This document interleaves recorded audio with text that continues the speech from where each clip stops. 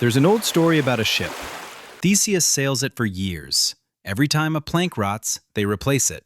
A beam, a mast, a sail, one piece at a time, until eventually every single part has been swapped out. So the question is simple, and it's not really about ships. Is it still the same ship? Now look at yourself. The cells in your body have mostly replaced themselves since 10 years ago.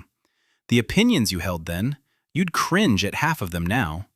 The person you loved, the job you needed, the fear that used to run your whole life, gone, or unrecognizable. So are you the same person you were a decade ago?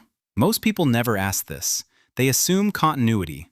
They assume me is one solid thing, moving through time unchanged, just gathering experiences like stamps in a passport.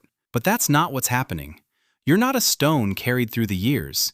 You're the ship, being rebuilt one plank at a time, so slowly you never notice the moment the old you disappeared. And here's where it gets uncomfortable. If nothing stayed the same, not your beliefs, not your body, not your fears, then what exactly are you being loyal to when you say, "That's just who I am"? Half the suffering people carry comes from defending a version of themselves that already left the harbor. They protect old opinions like they're sacred.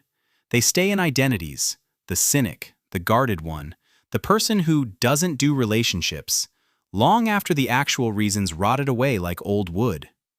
You don't owe loyalty to a ship that's already been rebuilt. The philosophers never agreed on the answer. Some say identity is the pattern, not the material. You're still you because the shape continues, even as the parts change.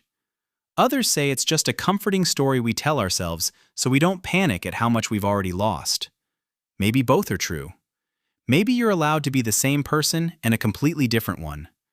Maybe growth was never about becoming someone new.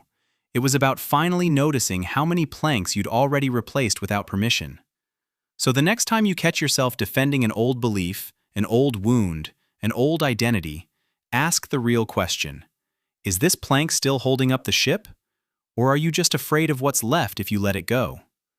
A clear mind builds a clear life. Thanks for watching and follow me for more.